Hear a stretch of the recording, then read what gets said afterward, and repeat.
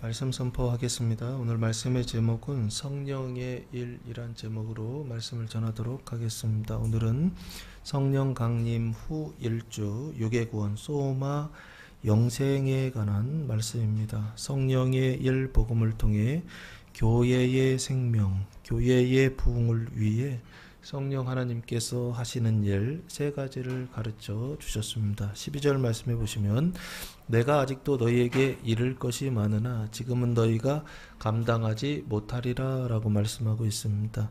내가 예수님이세요? 내가 아직도 너희에게 제자들을 말하는 것입니다. 근데 여기 제자들은요 11명의 제자들입니다. 한 명이 빠져 있는데 요한복음 13장 30절 말씀해 보시면 한 명의 제자가 나갔어요. 유다가 그 조각을 받고 곧 나가니 밤이로라 라고 말씀하고 있습니다. 원래는 12명의 제자가 함께 있었는데 13장에서 나가고 지금 16장에서는 가룟 유다가 있다 없다? 없다. 그래서 11명의 제자들이다 라고 보시면 좋을 것 같고요. 과거에는 이 제자들을 지칭하는데 지금은 예수님을 믿고 그리스도의 몸이 된 그 교회 성도들을 지금 지칭하는 것입니다. 그리스도의 몸 된 교회 성도들을 지금 말하고 있는데 너희에게 이를 것이 많다라고, 그러니까 교회에게 하시는 말씀이 많다라고, 하실 말씀이 많다라고 보시면 좋을 것 같습니다. 그 교회 안에는 믿음이 강한 사람들이 있고 믿음이 연약한 사람들이 있습니다. 근데 너희에게 이를 것이, 이야기할 것이 많다라고 하는 것입니다. 그러니까 이야기할 것이 많다는 것은 아직 하지 못한 말씀이 있다는 얘기죠. 그러면 앞에서 하신 말씀이 있고 지금 16장 이후에 하셔야 될 말씀이 있다라고 그렇게 구분해서 보시면 좋지 않을까 싶고요. 그러면 예수님께서 이야기하신 것은 뭔가요? 마태복음, 마가복음, 누가복음, 요한복음을 통해서 하신 말씀, 이게 예수님께서 미리 이미 앞에서 과거에 하신 말씀이죠. 지금 현재에서 볼 때입니다. 그래서 예수님께서 하신 말씀이 뭐냐라고 했을 때 마태, 마가, 누가, 요한복음, 사복음서에 나오는 말씀을 예수님께서 하셨고 그 말씀을 통하여서 무슨 일을 하셨느냐라고 했을 때 이스라엘의 그 죄를 씻어주시고 그리고 그 사망을 씻어주시는 일을 하셨다라고 보시면 좋지 않을까 싶고요. 죄를 의로 바꾸고 사망을 생명으로 바꾸는 일, 그게 누가 하신? 예수님께서 앞에서 하신 말씀이다 라고 보시면 좋을 것 같습니다. 그리고 이를 것이 이제 지금 현재 시점에서 미래에 이를 것이 많으나 라고, 아직도 하셔야 될 말씀이 많이 남아 있다라고 보시면 좋을 것 같고요. 그게 뭘까요? 그 당시에는 아직 기록되지 않았는데요. 지금 여기서 봤을 때는 사도행전부터 어디까지? 말라기까지 하시는 말씀. 이 말씀은 분명히 하나님의 말씀이죠. 분명히 예수님의 말씀이죠. 그렇죠? 예수님께서 부활하시고 승천하셨지만 그 이후에 누구를 통해서 말씀하셨느냐라고 했을 때 성령을 통하여 말씀하시고 교회를 통하여 말씀하신 누구의 말씀이다? 하나님의 말씀이고 예수님의 말씀이다 라고요. 그러면 이를 것이 많다라고 하는 것은 결국에 사도행전부터 요한계시록까지의 말씀이겠다라고 보시면 좋을 것 같고요. 그 사도행전부터 요한계시록까지의 말씀은 뭘 지칭하고 있느냐라고 했을 때 사도들을 통하여 교회를 통하여서 이스라엘의 구원과 열방의 구원을 위하여, 그러니까 자기 자신의 구원을 위하는 것은 아니고요. 다른 사람들의 구원을 위하여서 뭐하는? 일하는 것을 기록해 놨어요. 그래서 사도행전에서 2장에서 성령 세례 받고 나서부터 사도들이 어떻게 하기 시작하느냐면 이스라엘 앞에서 복음을 전하기 시작하고 그리고 어디까지 가느냐면 13장부터는 열방을 향해 1차 전도여행, 2차 전도여행, 3차 전도여행, 로마 압송까지 가는 장면들이 쫙 기록되어 있습니다. 그래서 여기 보시면요. 앞에서 이른 것은 결국에 누구의 구원을 위한 것이냐라고 했을 때 나의 구원을 위한 예수님의 말씀이셨다라고 한다면 뒤에 이를 것이 많다라고 할 때 그건 뭐냐 했을 때 사도들을 통하여서 열방과 이스라엘을 구원하시는 너를 구원하느냐, 나 말고 다른 사람을 구원하는 말씀이요, 너를 구원하는 말씀, 이를 것이 많다라고 보시면 좋지 않을까 싶습니다. 그 너는 열방의 그 죄를 의로 바꾸고 사망을 생명으로 바꾸는 말씀이고, 이스라엘의 죄를 의로 바꾸고 사망을 생명으로 바꾸는 말씀이다라고 보시면 좋을 것 같습니다. 여기서 너라고 하는 것은 그리스도의 몸된 교회가 되지 못한 너입니다. 본질적으로요. 이스라엘 백성들은 형식적으로는 교회 안에 들어와 있습니다. 그러나 구원받지 못한 사람들, 이런 사람들을 이스라엘 백성들이라고 한다면 이 사람들의 죄 있을까 없을까요? 있죠. 그러니까 이 사람들의 죄도 용서해야 되고 사망도 어떻게 된다? 생명으로 씻어내야 되는 일을 해야 되는데 그거는 지금 한다 안 한다? 예수님 당시에는 안 하고요. 지금 우리가 입장에서 봤을 때 여기에서는 이미 한다 안 한다? 한다. 왜 그렇죠? 사도행전 2장 2000년 전에 사도행전 2장에서 뭐가 오셨다? 성령이 오신 이후부터는 이 모든 일들을 어떻게 하느냐 감당할 수 있게 되었다라고 보시면 좋지 않을까 싶습니다. 그래서 지금은 너희가 감당하지 못하리라 라고 예수님 말씀하고 있는 게 아닌가. 그러면 지금은 감당하지 못하지만은 언젠가는 감당한다는 얘기죠. 그러면은 지금 감당하지 못한다라고 하는 건 뭘 얘기하나요? 예수님의 그 공생의 기간이 있죠. 그 기간에는 감당하지 못한다는 거예요. 마태복음, 마가복음, 누가복음, 요한복음 이때까지는 감당하지 못한다는 것입니다. 그러면 감당이 언제부터 되느냐 했을 때 사도행전 2장부터 된다라고 보시면 좋지 않을까 싶고요. 사도행전 2장에서 무슨 사건이 있었다? 성령이 강림하시는 사건이 있었다라고 하는 것입니다. 그 성령이 강림하신 이후부터는 예수님의 그 모든 말씀을 감당할 수 있는 상태가 되었다. 그런 능력을 가지게 되었다라고 보시면 좋을 것 같아요. 그래서 따라서 지금 우리가 지금 살고 있는 여기 있잖아요. 2025년 지금 현재에는요. 그 당시에는 감당하지 못했거든요. 예수님 말씀하실 때. 근데 지금 우리는 이거 감당할 수 있다 없다? 감당할 수 있다라고 들으셔야 된다고요. 아시겠죠? 예수님 말씀하실 때는 감당할 수 없는 시간이었습니다. 그러나 지금 이미 사도행전 2장 성령 세례를 받았기 때문에 성령이 오셨기 때문에 지금은 감당할 수 있는 시대다라고 하는 것입니다. 뭘 감당할 수 있느냐? 다른 사람을 구원하는 일에 쓰임을 받는, 하나님께서 다른 사람들을 막 구원하시는데 누구를 통해서 구원하신다? 성령을 받은 교회를 통하여서 구원하신다라고 하는 것입니다. 그때 쓰임받을 수 있는 능력이 있다 없다? 있다라고 그렇게 보시면 좋지 않을까 싶고요. 그래서 죄를 사하고 사망을 씻어주는 죄사함과 그 거듭남의 일들을 어떻게 할까? 감당할 수 있다? 능력 있다라고 예수님 말씀하시는 게 아닌가 싶습니다. 그 죄를 사한다라고 하는 게 예수님께서 죄를 사하시는 것은 뭐 당연하다고 생각합니다. 근데 문제는 교회가 죄를 사한다, 그리고 믿음이 강한 성도들이 죄를 사한다라고 하는 것은요, 왠지 좀 신성모독인 것 같지 않으세요? 그래서 요한복음 20장 23절 말씀해 보시면 예수님께서 아주 분명하게 말씀하셨습니다. 요한복음 20장 23절 말씀해 보시면 부활하신 주님께서 제자들에게 나타나셔서 말씀하셨습니다. 너희가 누구의 죄든지 사하면 사하여질 것이요, 누구의 죄든지 그대로 두면 그대로 있으리라 하시니라 라고 말씀하고 있습니다. 누구의, 다른 사람의 죄를 사하면 용서가 된다 안 된다? 된다라고 말씀하고 있죠. 그럼 죄사함의 권능이 있다 없다? 있다라고 하는 것입니다. 그래서 예수님께서 이것을 뭐라고 말씀하셨느냐라고 했을 때 마태복음 9장 표징으로 이렇게 말씀하신 게 아닌가 싶습니다. 마태복음 9장 6절 말씀해 보시면 중풍병자를 고치시는 장면인데요. 그때 예수님 이런 말씀하십니다. 그러나 인자가 세상에서 죄를 사하는 권능이 있는 줄을 너희로 알게 하려 하노라 하시고, 중풍병자에게 말씀하시되 일어나 내 침상을 가지고 집으로 가라 하시니라고 말씀하고 있습니다. 인자에게는 무슨 권능이 있다?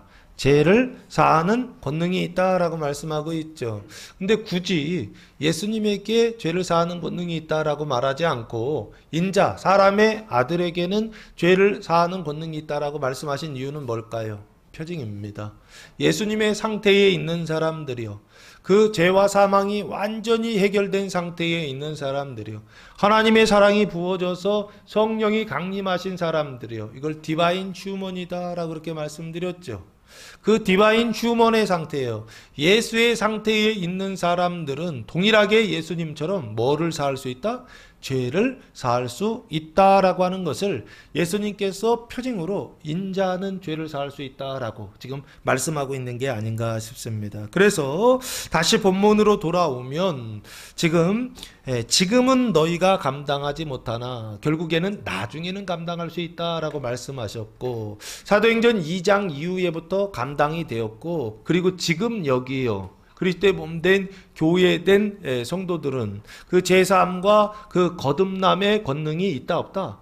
있다라고 그렇게 보시면 좋지 않을까 싶습니다. 13절 말씀해 보시면 그러나 진리의 성령이 오시면이라고 되어 있습니다. 그가 너희를 모든 진리 가운데로 인도하시리니 그가 스스로 말하지 않고 오직 들은 것을 말하며 당내 일을 너희에게 알리시리라 라고 말씀하고 있어요.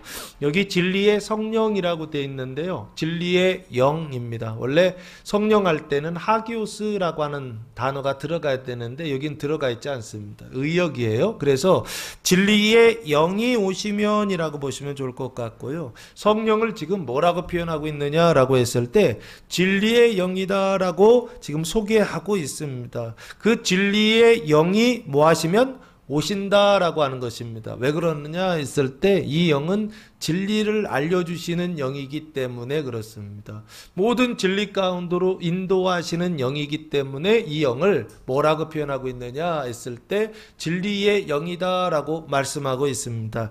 그 진리의 영이 오시면이라고 되어 있어요. 이 오다라고 하는 단어는 엘코마이라고 하는 단어를 사용했는데요, 영어로는 come이라는 것입니다. 오다 가다라는 뜻이에요.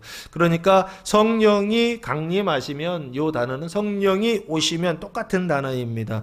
근데 성령이 오셨죠. 언제 오셨죠? 요한복음에는 안 오셨죠? 사도행전 2장에 오시면이라고 이미 오셨습니다.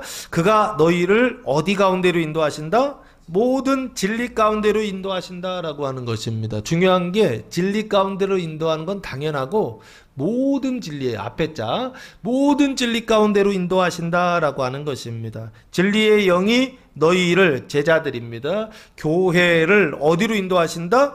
모든 진리 가운데로 인도하신다라고 되어 있습니다. 그 모든 진리는 하나님의 말씀이죠. 그 모든 진리는 어디에 기록되어 있죠?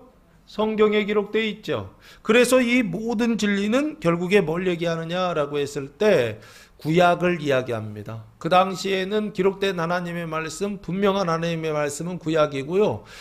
사도행전 2장이 지나서 지금 여기에서 봤을 때에는 모든 진리는 뭐냐 했을 때 플러스 신약까지입니다. 그래서 모든 진리 가운데로 인도하신다라고 하는 것은 결국에 어디로 인도하는 것이냐라고 했을 때 구약으로 인도하시고 신약으로 인도하시리니라고 보시면 좋지 않을까 싶습니다.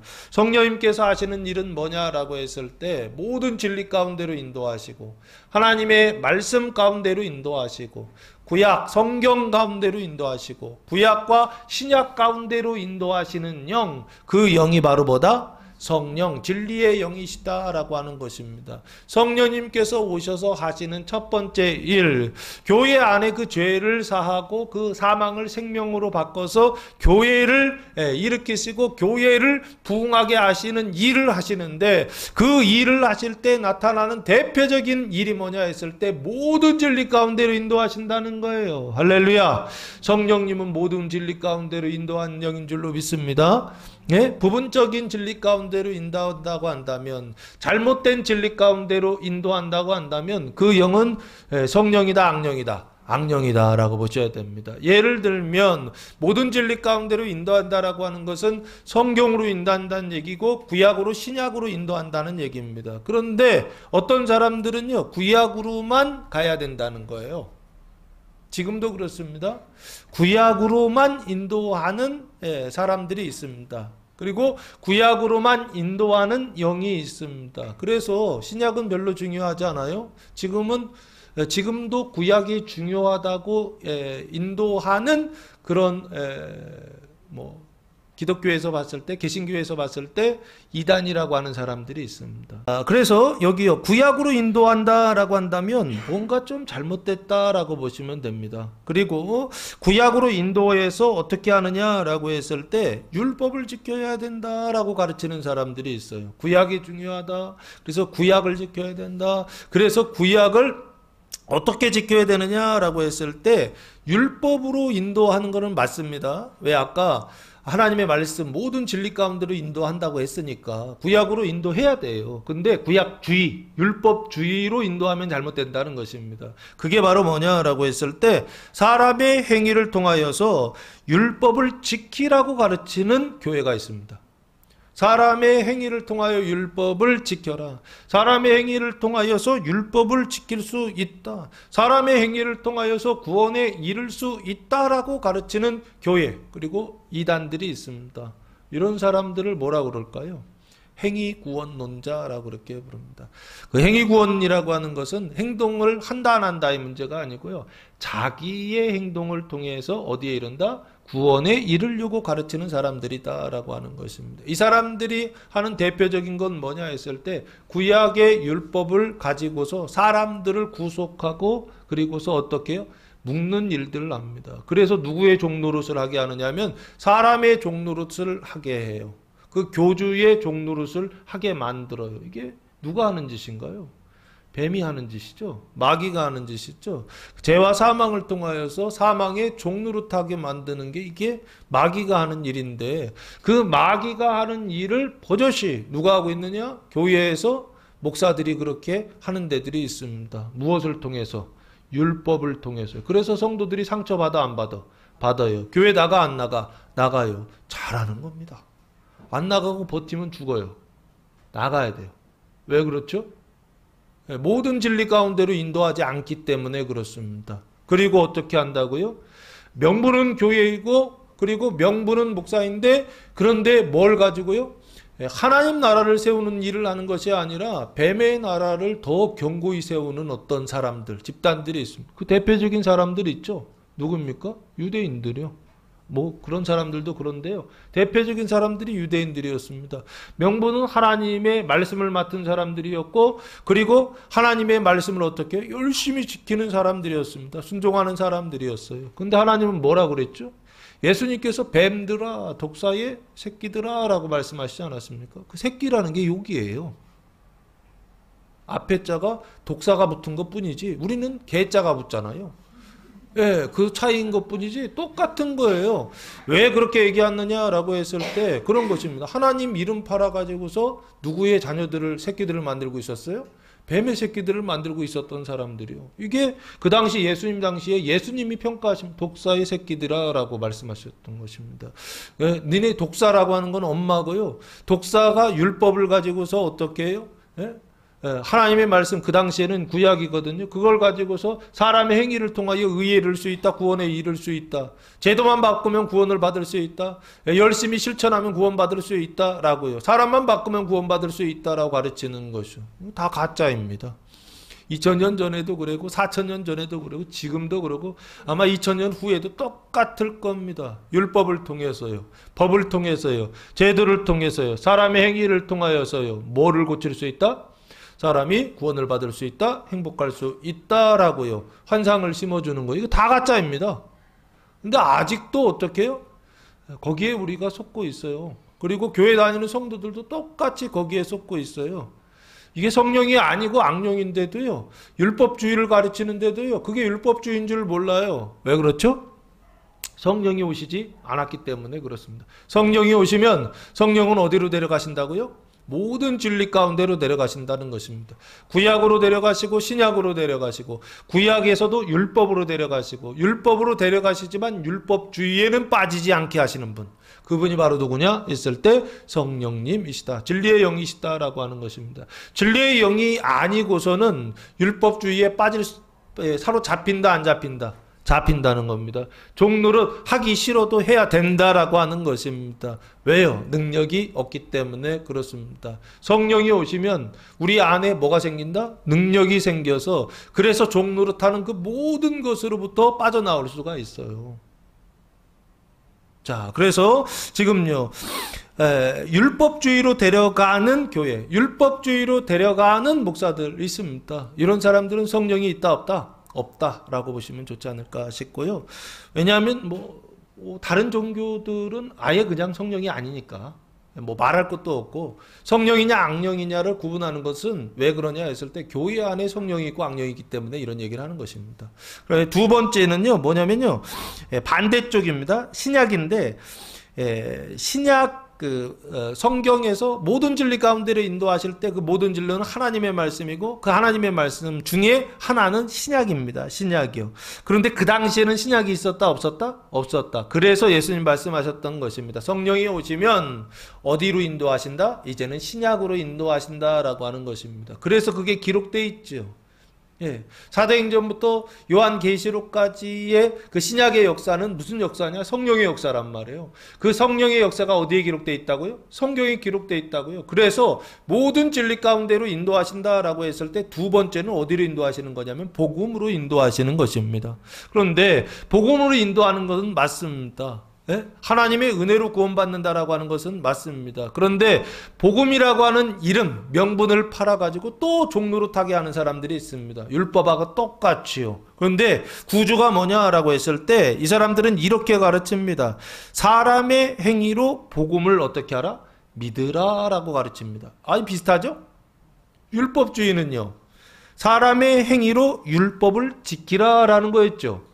그렇죠? 근데 여기 복음주의는 뭐냐라고 했을 때 사람의 행위로 복음을 뭐하라? 믿으라라고 하는 것입니다. 그럼 이 믿음은 선물인가요? 아니면 이 믿음은 하나님께서 주시는 은혜인가요? 아니면 내가 어떤 행위를 해서 얻는 사기인가요?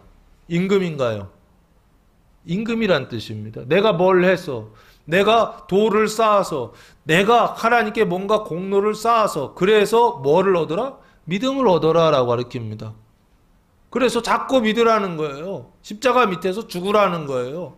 아니 그게 되면 예수님이 왜 오시냐고요. 그게 우리 스스로 할 수 있다고 한다면 십자가 밑에 들어가는 것도 안 되고 십자가 밑에 들어가서 자기를 죽이는 것도 안 되고 그게 내가 될 거면 그렇지 않나요? 왜 은혜가 필요하고 왜 믿음이 필요하냐고요. 그래서 십자가 복음이 유행인 때가 있었어요. 지금은 십자가 복음이 몰락하고 있어요. 왜 몰락하고 있습니까? 그 본질적인 십자가 복음을 전하는 것이 아니라 십자가 복음주의인 것 같아요. 그 얘기는 무슨 얘기인가요? 네가 죽으라는 것입니다. 네가 십자가에 못 박히라는 것입니다. 아니 스스로 십자가에 못 박히라는 거예요. 아니 자기 자신을 십자가에 못 박을 사람이 어디 있나요? 자기 자신을 십자가에 못 박아서 심판할 수 있는 사람이 어디 있냐고요. 아니 그거 할 수 있으면 예수님이 왜 오냐고요. 십자가에 왜 달려 십자가에 돌아가시냐고요. 못하니까 하는 거 아닌가요? 종로로 타고 있기 때문에 그런 거 아닌가요? 그래서 뭐가 필요하다고요? 나의 조건과 나의 공로와는 전혀 상관없는 하나님의 은혜가 필요한 거 아닌가요? 일방적으로 하나님께서 구원해 주시지 않으면 구원받을 수 없는 존재예요. 이게 바로 누구다? 사람이다라고 하는 것입니다. 그 진리 가운데로 누가 데리고 가신다? 모든 진리 가운데로 성령님께서 인도하신다라고요. 성령이 지금 예수님께서 말씀하시는 게 아닌가 싶습니다. 그 모든 진리 가운데로 인도하실 때 그 인도하신다라고 하는 것은 호데게오라고 하는 단어를 사용했는데요. 길을 보여주다라고 하는 뜻입니다. 그래서 길을 보여서 어떻게 하는 거예요? 그 길로 인도하고 안내한다라고 하는 것입니다. 그 인도하고 안내할 때 사용하시는 성령님께서 사용하시는 수단이 바로 뭐냐 했을 때 말이에요. 그가 스스로 말하지 않고 오직 뭐 한 것을 말한다? 들은 것을 말한다라고 되어 있습니다. 성령님께서 모든 진리 가운데로 인도하실 때 우리에게 사용하시는 인도하시는 수단이 뭐냐 했을 때 이게 말이고 말씀이다라고 하는 것입니다. 그가 스스로 말하지 않는다라고 하는 것은요, 무슨 얘기냐 했을 때 창작하지 않는다는 얘기입니다. 없는 말을 하는 어떤 게 아니다라는 것입니다. 그가 스스로 말하지 않고 오직 들은 것을 말한다라고 돼 있죠. 그러면 진리의 영은 어떤 영이냐라고 했을 때 듣는 것을 말하는 영이 진리의 영이에요. 듣지 않은 것을 말한다고 한다면 그 영은 성령인가요? 악령인가요? 악령이에요. 그러면 모든 진리요, 구약에서 말하고 신약에서 말하잖아요. 그 모든 진리 가운데서 말씀하시지 않은 것을 말하고 있다고 한다면 그 영은 무슨 영이다? 악령이라고요. 분별할 필요가 뭐가 있어요? 성령이 없는 말 하면 악령이죠. 이해되십니까? 성령이 있는 말 하는데 그 말을 내가 몰랐어. 그러면은 성령이 없는 말 한다고 착각하는 경우도 있기는 있습니다.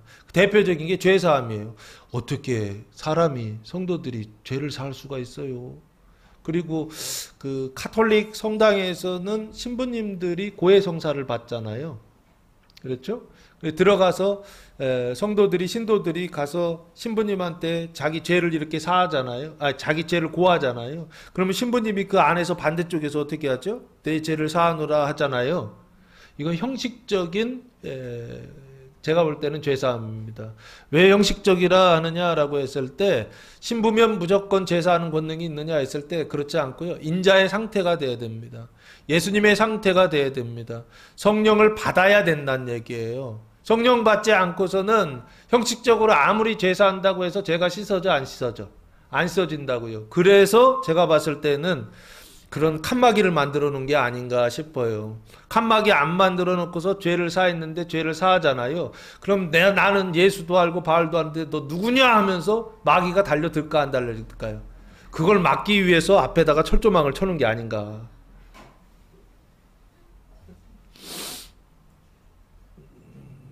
문제가 생기면 안 되니까요. 죄를 사할 때 문제가 생기면 안 되니까 앞에다가 이렇게 딱 막아놓거든요. 그래서 이쪽에서 말하고 이쪽에서 듣고 이렇게 하는데, 그 일들을 했던 이유가 뭐냐라고 했을 때, 영적인 역사가 일어나기 때문에 그렇습니다. 어쨌든 여기요, 다시 돌아오셔서 들은 것을 말한다라고 한다면 결국엔 누군가 말씀하시는 분이 계시는 거죠. 그러니까 영과 같은 레벨의 수준에 말씀하시는 분이 계실 거란 말이에요. 그러면 그분이 누구시냐고요?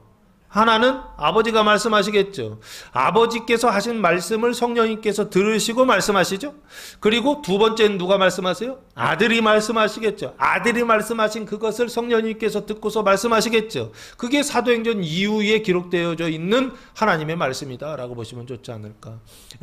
아버지를 통하여 구약이요, 창세기부터 말라기까지 말씀하셨죠. 그리고 아들이 오셔서 또 말씀하시죠. 예수님께서 마태복음부터 요한복음까지 말씀하시지 않나요?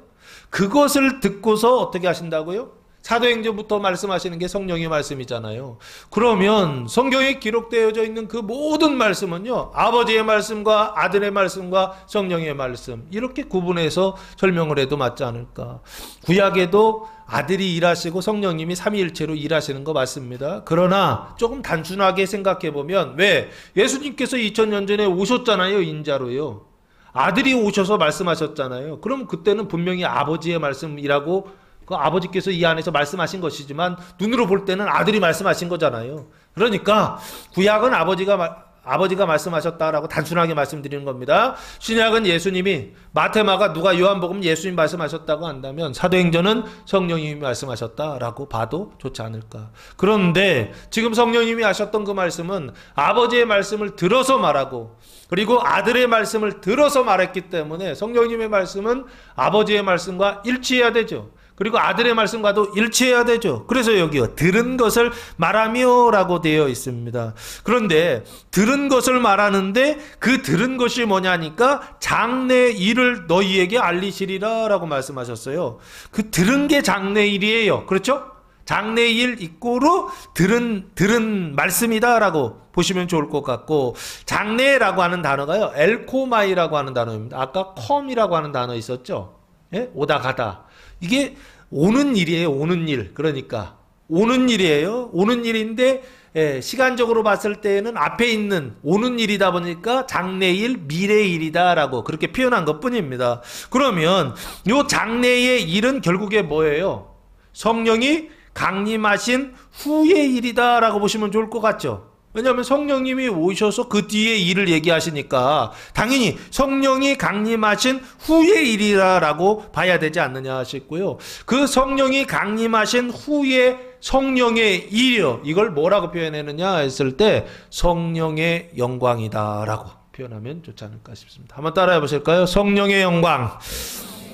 예, 장래일을 너희에게 알리시리라 라고 하는 것은 성령의 영광을 너희에게 알리시리라 라고 하는 말씀이다 라고 보시면 좋지 않을까 싶고요. 그 성령의 영광은 철저하게 그 안에 구약과 신약의 말씀을 들어서 성경의 말씀을 들어서 하시는 말씀입니다. 그걸 벗어나는 그 순간 그 모든 진리거든요. 그 진리를 벗어나는 그 순간 그거는 성령이다, 악령이다, 악령이다 라고 보시면 좋을 것 같고요. 그 성령님께서 하시는 그러면 장래일을 너희에게 알려주신다고 했으니까 구체적으로 알려주는 거는 성경을 알려주는 거죠. 구약을 알려주는 거죠. 신약에 예수님께서 말씀하셨던 그거를 알려주는 것이죠. 그게 뭐예요? 그게 사도행전부터 요한계시록까지 기록되어 있는 겁니다. 그 내용이 뭐냐고요? 그것을 사도 바울은 로마서 13장, 15장 이렇게 표현하고 있는 게 아닌가 싶어요.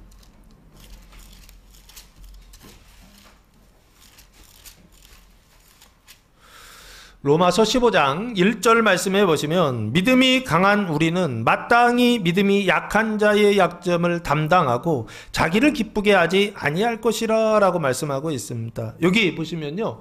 믿음이 강한 뭐라고 돼 있어요? 우리다라고 돼 있죠. 그렇죠? 그리고 믿음이 뭐한? 약한 자의 약점을 담당한다라고 돼 있죠. 그러면 믿음이 강한 사람들이나 믿음이 약한 사람들이나 믿음이 있어요, 없어요?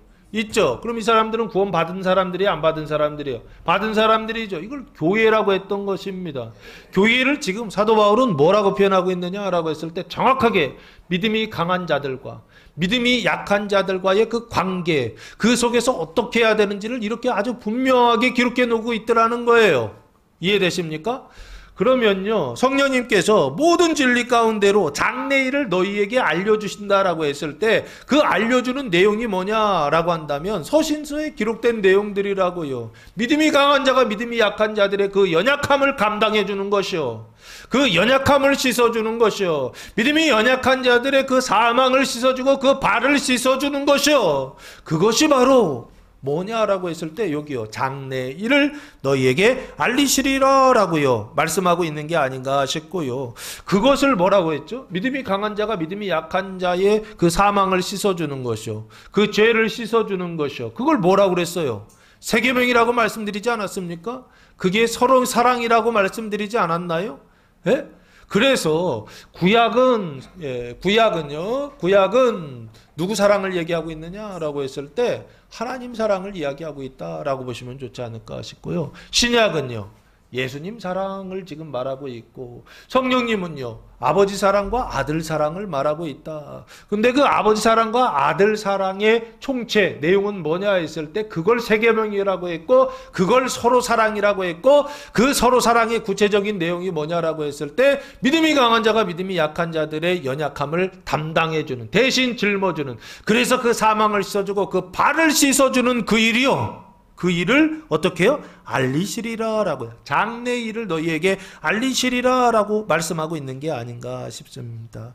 그래서 그 형제들의 발을 씻어주는 일이요. 그것을 알려주신다는 거예요. 성령님께서 알려주신다라고 하는 것입니다. 성령님께서 거기로 인도해 주신다라고 하는 것입니다. 왜 그렇죠?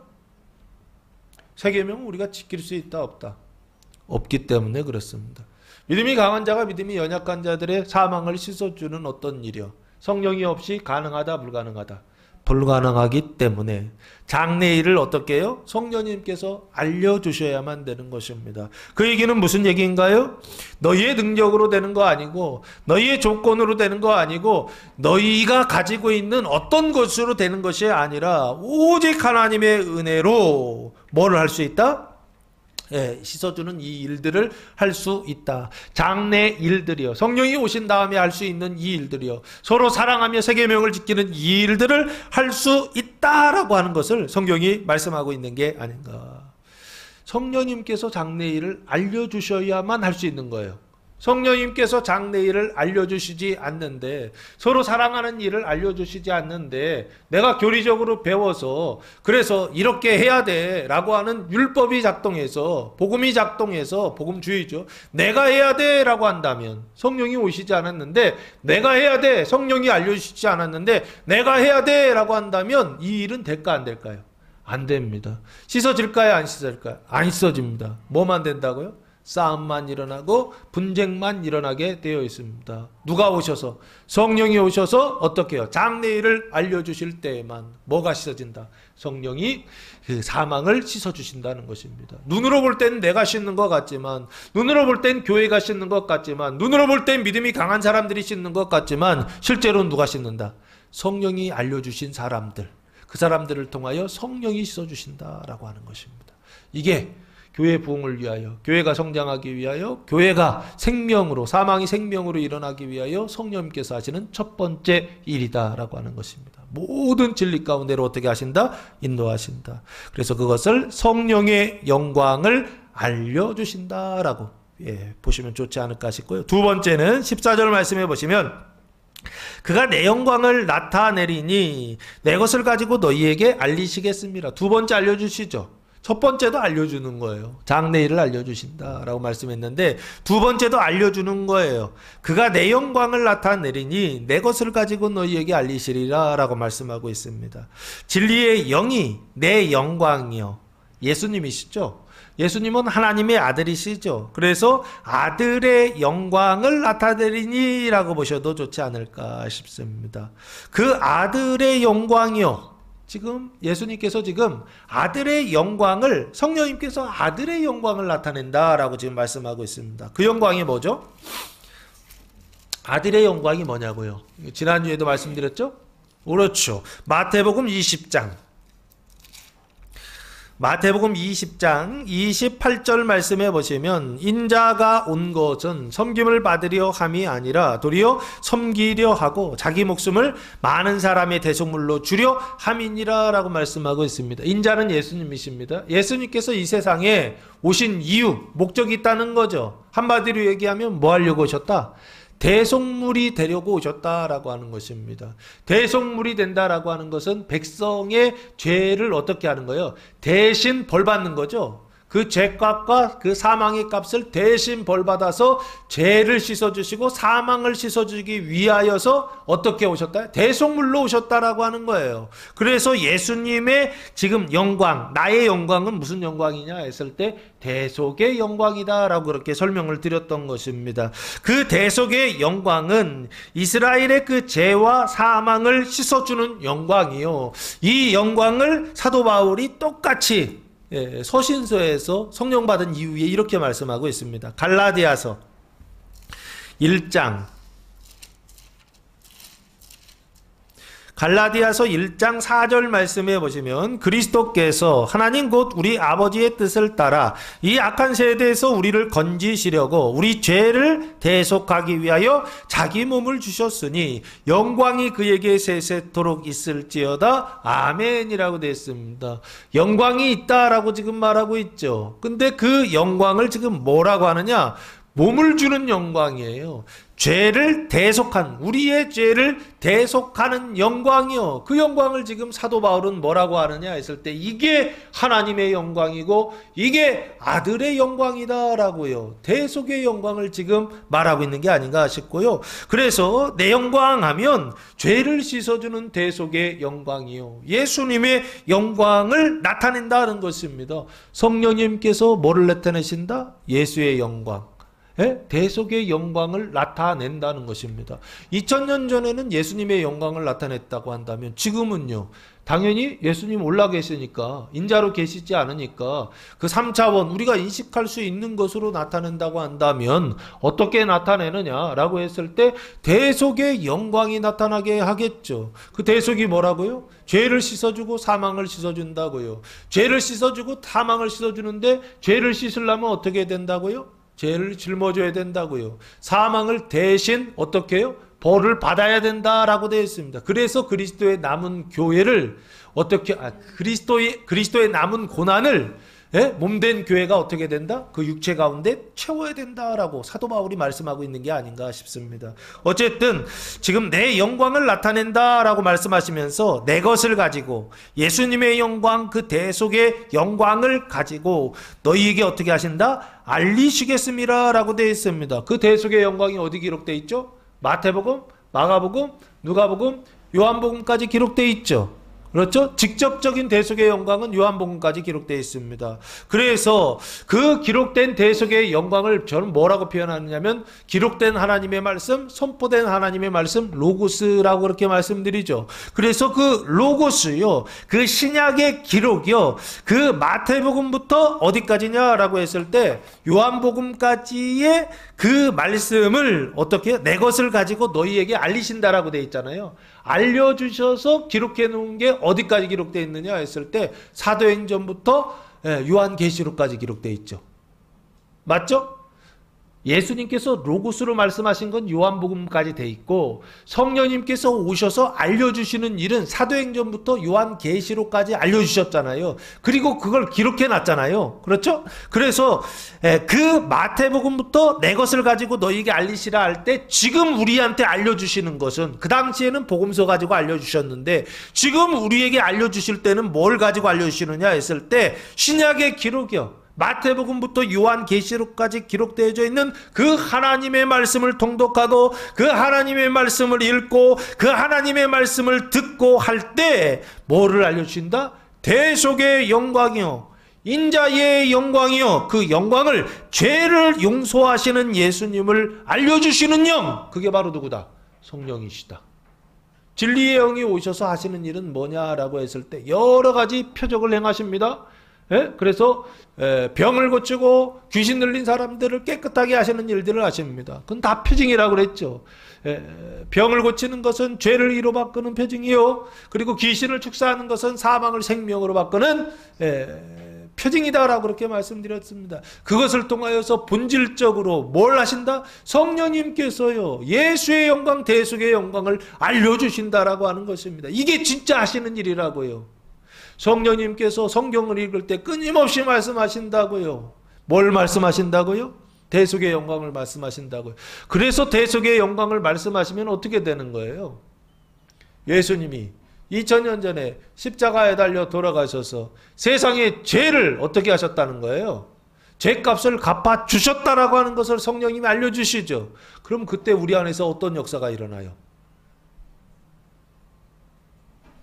믿음이 생깁니다. 제사함의 은혜가 내 안에 들어오기 시작합니다. 제사함을 받기 시작하고 거듭나는 것들이 시작된다라고 하는 것입니다. 그게 누가 하시는 일이냐? 성령님께서 하시는 일이다라고 하는 것입니다. 성령님께서 우리가 신약을 읽을 때 성령님께서 그 신약의 말씀이요 대속의 영광을 어떻게 하시느냐? 그 기록된 그 문자를 통해서 기록된 그 글자를 통해서 그 안에 들어져 있는 그 메시지예요. 그 메시지를 알려주셔서 그래서 어떻게 하신다고요? 죄사함과 거듭남을 받게 하신다라고 보시면 좋지 않을까 싶습니다. 이게 누가 하시는 일이다? 성령님이 하시는. 그래서 성령님이 성령을 받았다고 그래요. 그리고 성령님께서 알려주신다고 그래요. 그리고서 성령님께서 막 일하신다라고 그래요. 근데 죄사함이 없어. 그러면 그거 성령인가요? 악령입니다. 거듭남이 없어. 그러면 그거는 뭐라고 그럴까요? 본질적인 교회, 건강한 교회인가요? 아니 성도들이 변화가 없어요. 사망이 씻겨져 가지고 생명이 돼야 되고 근심과 걱정과 두려움이 어떻게 해요? 계속 씻겨지는 경험들을 해야 되거든요. 끊임없이 회개되는 역사들이 나타나야 되는데 제사함과 거듭남도 없어. 그런데 성령 받았대. 그러면 그 성령은 성령이에요? 악령이에요? 귀신이라고요. 예? 요즘 교회들이 돈이 많으니까 예? 교회에서 무슨 일을 하느냐라고 했을 때 무슨 예전에 굿하는 것처럼 푸닥거리를 하고 있어요. 무슨 얘기입니까? 징하고 장구만 없는 것뿐이에요. 기타하고 드럼하고 뭐 이런 것들 다 갖다 놓고서 뭐 하는 거예요? 성령의 임재라고 해서 막 느껴보라는 거예요. 1시간, 2시간씩 찬양하면 손이 지릿지릿한다니까요. 예? 막 내 몸에서 막 하나님이 임재하는 것들이 느껴져요. 근데 그게 성령인지 악령인지 어떻게 하냐고요. 아시겠어요? 첫째, 성경을 안 읽었으면은 무조건 악령이다. 두 번째, 1, 2독 정도 했는데요. 악령이다. 세 번째, 그래도 한 10독, 20독 했는데요. 악령이다.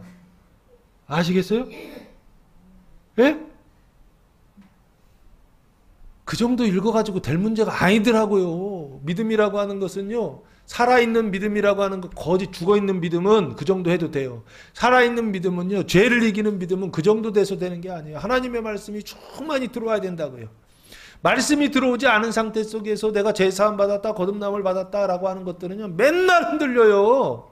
왜? 확신이 없기 때문에 그렇습니다. 왜 확신이 없어요? 내 안에 로고스가 없다고요. 로고스 하나님의 말씀이요. 주님이 오셔야 된다고요. 예? 천년왕국 전에 전천년설 주님 오셔야 된다고요. 예? 안 오시니까 어떤 현상이 일어난다고요? 아닌 걸 진짜라고 자꾸 생각하더라는 거예요. 가짜 영을요, 악령을 성령이라고 생각하더라는 거예요. 아니라고요. 성령은 두 번째요. 마태복음부터 요한계시록까지 성경을 읽을 때 어떻게 하신다고요? 예. 대속의 영광을 알려주시는 영이라고요. 그러면 제사함과 거듭남 받는다 안 받는다? 받는다는 거예요. 심지어는 어디까지 받아야 되느냐 했을 때 거룩함과 완전함까지 받아야 됩니다. 예? 근데 그 거룩함과 완전함까지 받으려면요. 저희가 교회에서 해보니까 100독은 넘어가야 돼요. 100독 전에 그거 받았다 그러면 대부분 거짓말이더라고요. 자기가 거짓을 얘기하는지도 몰라요. 오늘 왜 이렇게 세게 얘기하죠? 자, 그래서 내 영광을 알리신다라고요. 대속의 영광을 알려주신다. 그래서 알려주시면 나타나는 열매가 뭐냐? 제사함과 거듭남의 열매들이 나타나야 된다는 것입니다. 구원해요. 내가 구원받는 열매들이 나타나야 된다. 그게 나타나지 않는다라고 한다면 그러면 그거 진짜다 가짜다? 가짜다라고 하는 것입니다. 성령의 영광을 나타날 때에는 너의 구원, 이스라엘과 열방의 구원받는 열매들이 나타난다고 한다면, 사망을 씻어주고 죄를 씻어주는 일들이 나타난다고 한다면, 예수의 영광, 대속의 영광을 나타낼 때는 내 안에 있는 죄사함과 거듭남의 역사들이 나타난다. 그게 성령이 하시는 일이다. 그래서 전천년이라고 했던 것입니다. 마지막 세 번째 영광은요. 15절. 무릇 아버지께 있는 것은 다 내 것이라. 그러므로 내가 말하기를 그가 내 것을 가지고 너희에게 알리시리라 하였노라 라고 말씀하고 있습니다. 여기도 알려주는 거예요. 세 번째도 알려주는 거죠. 그런데 자세히 보시면 조금 헷갈리게 써놨어요. 아버지께 있는 것이라고 돼 있잖아요. 이거 알려주는 거예요. 아버지께 있는 것을 알려주는 것입니다. 그런데 아버지는 하나님이시죠. 하나님께 있는 것이면 당연히 아들도 영광이고 성령도 영광이면 아버지도 영광이에요. 그렇죠? 그러면 아버지의 영광을 알리신다라고 보시면 좋을 것 같고, 그 아버지의 영광이 뭐냐고요? 아버지의 영광이요. 요한 1서 4장 16절 말씀해 보시면, 하나님이 우리를 사랑하시는 사랑을 우리가 알고 믿었노니 하나님은 사랑이시라. 사랑 안에 거하는 자는 하나님 안에 거하고 하나님도 그의 안에 거하느니라 라고 말씀하고 있습니다. 하나님은 누구시다? 사랑이시라. 그래서 이 아버지의 영광은 무슨 영광이다 라고 설명을 드렸냐면 사랑의 영광이다 라고 그렇게 설명을 드렸습니다. 그러면 아버지께 있는 것은 뭐냐 했을 때 사랑의 영광이다 라고 보시면 좋지 않을까. 그 사랑의 영광은 다 누구의 것이다? 내 것이다. 예수의 영광이다 라고 되어 있습니다. 아버지 이꼬로 예수이고 아버지의 영광 이꼬로 예수의 영광 같다라는 얘기예요. 그 얘기는 아버지와 나는 완전한 연합, 일치, 하나됨의 상태에 있다라고 하는 것이죠.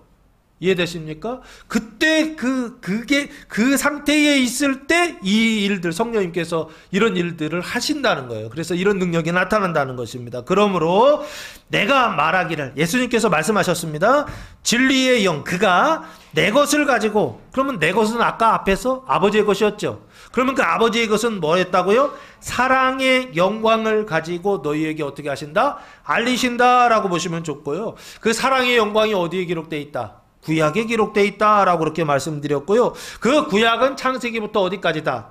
말라기까지다라고요. 그 창세기부터 말라기까지 우리가 성경을 읽고 성경의 말씀을 듣고 성경의 말씀을 눈으로 보는 겁니다. 통독할 때 그때 성령님께서 알려주신다는 거예요. 이해되십니까? 뭘 알려주시느냐? 아버지의 사랑을 알려주신다는 거예요. 그 사랑의 영광을 알려주신다는 거예요. 근데 그 사랑의 영광이요, 구약을 읽을 때마다 우리 느끼는 게 있지 않나요? 뭘 느껴요? 아, 이런 하나님이라면 정말 좀 믿기 힘들 것 같아. 이런 분들 계세요. 왜 웃으세요? 왜냐하면 구약 읽어본 사람들은 알아요. 우리가 생각하는 하나님, 우리가 상상하는 하나님, 우리가 바라는 아버지 그 안에 있어 없어요? 없어요. 구약의 하나님은 어떤 하나님? 무서운 하나님. 왜 무섭죠? 마구잡이로 막 심판하시는 것처럼 그렇게 느껴지고 보여요. 원래 그렇지는 않습니다. 원래 그것은 표징이고, 그 심판을 통하여 뭐를 보여주시는 거냐 했을 때 죄를 심판하시고 사망을 심판하시는 하나님의 모습을 구약이 율법과 역사를 통하여 예언을 통하여서 보여주시는 건데, 우리는 그 눈에 보이는 것들만 보고서 하나님을 평가했던 거예요. 근데 하나님은 뭘 보고요? 우리 안에 있는 그 죄와 사망을 어떻게 해요? 깨끗하게 씻어주시기 위하여서 일하신 건데, 사랑의 행동을 하신 건데, 우리가 볼 때는 그게 사랑의 행동으로 보이지 않고 뭐하는? 벌을 주는 심판하시는 행동으로 보였던 거예요. 그래서 여기요, 무서운 아버지로 알려주신다. 죄를 심판하시는 무서운 아버지로 알려주신다는 거예요. 사랑의 영광을 성령님께서 알려주실 때는 어떻게 알려주시느냐라고 했을 때 자비로우신 하나님으로 알려주시는 게 아니에요.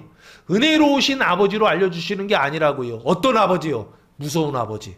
근데 뭐를 심판하시는? 죄와 사망을 심판하시는 무서운 아버지로 알려주시는 분, 그게 바로 누구다? 성령님이시라고요. 그래서 그걸 알려주시면 우리 안에 나타나는 결과가 뭔가요? 아버지가 막 무섭게 느껴져요. 근데 언제 무서워요? 죄가 있을 땐 무서워, 안 무서워? 무서워. 죄가 없을 땐 무서워, 안 무서워요? 안 무서워요. 그 얘기는 무슨 얘기인가요? 내가 죄가 있을 때 아버지가 뭐로 인식되는 거예요? 무서운 아버지로 인식되는 거예요. 벌을 주시는 아버지, 그 죄를 심판하시는 아버지로 인식된다고요. 그래서 그 죄요, 내 안에 뭐를 인식하게 하신다? 죄를 인식하게 하신다는 것입니다. 내 안에 그 죄를 인식하게 하시고, 그것을 시인하게 하시고, 그것을 깨닫게 하시고, 그 저주 아래, 그 영벌 아래, 그 심판 아래 있음을 알게 하시고, 그리고 그것 때문에 자기 스스로 그 저주 아래 있음을 어떻게 하지 못한 종노릇하고 있다라고 하는 것들 때문에 애통하게 하시고, 회개하게 하시고, 돌이키게 하시는 분, 그분이 바로 누구시다? 성령 하나님이 하시는 일이다 라고 하는 것입니다. 그래서 세 번째, 아버지의 영광, 아버지의 사랑의 그 영광을 알려주시는 일을 누가 하시느냐? 성령이 하신다. 그러면 무슨 열매가 나온다? 회개의 열매. 진짜 회개의 열매가 나옵니다. 내가 과거에 잘못했는데 그거 잘못됐습니다. 이걸 회개라고 생각하는데요. 이거는 세상 회개하고 뭐가 달라요? 똑같아요. 교회에서 회개하는 것은 그 정도 회개를 얘기하는 게 아닙니다. 하나님의 말씀을 읽고요. 내 안에 죄가 인식되는 것입니다. 어떤 죄요? 하나님으로부터 벗어나서 했던 그 모든 행위가, 모든 생각이요, 모든 존재의 상태가 다 죄라고요. 하나님의 그 영벌의 그 상태에 있다라고, 영벌을 받을 수밖에 없는 그 저주와 운명 속에 있다라고 하는 것을 인식하게 하시는 영, 그 영이 바로 누구시라고? 성령이시다. 뭐 읽을 때? 구약을 읽을 때입니다. 구약을 읽을 때 나는 저주 아래 있다, 나는 영벌 아래 있다, 나는 심판 아래 있다 라고 하는 것을 깨닫게 하시고 알려주시고 인식하게 하시고 회개까지 하게 하시는 분, 그분이 바로 성령이시다라고 하는 것입니다. 근데 이 회개가 없어. 그럼 그건 성령이다, 악령이다? 악령이다. 교회는 다니는데 위 회개는 없어. 맨날 그냥 교회만 왔다 갔다 해. 그러면 그 교회는 성령이 역사하는 교회다, 악령이 역사하는 교회다.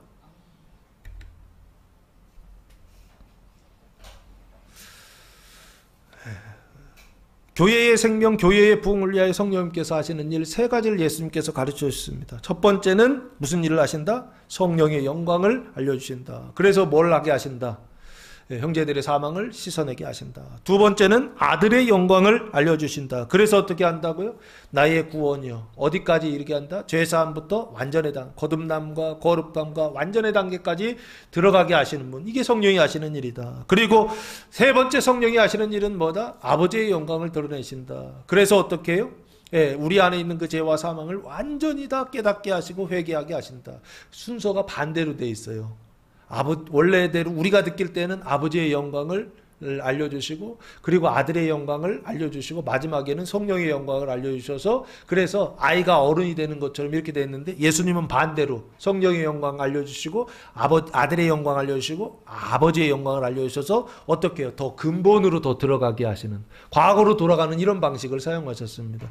성령님께서 이 일들을 이번 주 알려주실 때, 그 성령의 일하심을 통하여 교회가 하나님의 생명으로 충만해지는, 교회가 부흥하는, 그리스도의 몸된 교회가 성장하고 부흥하는 한 주간 되시기를 예수님의 이름으로 축원합니다. 기도하겠습니다. 사랑과 은혜가 풍성하신 아버지 하나님, 감사와 찬송과 영광을 올려드립니다. 보혜사 성령이 강림하는 성령의 일 복음이 선포될 때 그 말씀을 믿고 따름으로 성령님께서 하시는 일을 직접 경험하는 교회와 성도들 되게 하옵소서. 성령의 영광을 알리시고 아들의 영광을 알리시고 아버지의 영광을 알려주실 때 말씀으로 믿음으로 영접하게 하시고 받아들이게 하셔서 성령의 일들을 직접 체험하는 교회와 성도들이 되게 하시고 감사와 찬송과 영광이 가득한 교회와 성도들 되게 하옵소서. 이제는 우리 주 예수 그리스도의 은혜와 하나님 아버지의 무한하신 사랑하심과 성령의 교통하심이 사랑하는 성도들 머리 위에와 가정 위에와 교회 위에 이제부터 영원토록 함께 하시기를 간절히 축원하옵나이다. 아멘.